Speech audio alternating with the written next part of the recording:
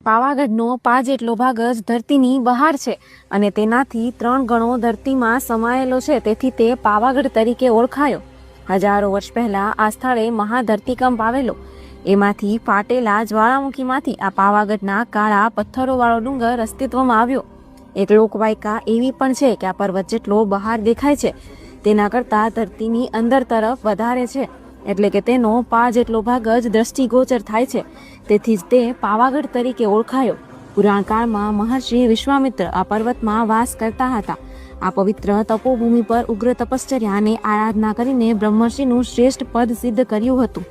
એવું પણ કહેવાય છે કે શ્રી કાલિકા માતાજીએ આપેલા નરવાણ મંત્રનું અનુષ્ઠાન કરીને વિશ્વામિત્રજી આ બ્રહ્મર્ષિનું પદ પામ્યા હોવાથી તેને ચિરંજીવી રાખવા આ રમણીય પર્વતના સૌથી ટોચના શિખર ઉપર તેમણે સ્વયં જગજનની માં ભવાની કાલિકા માતાજીની સ્થાપના કરી હતી.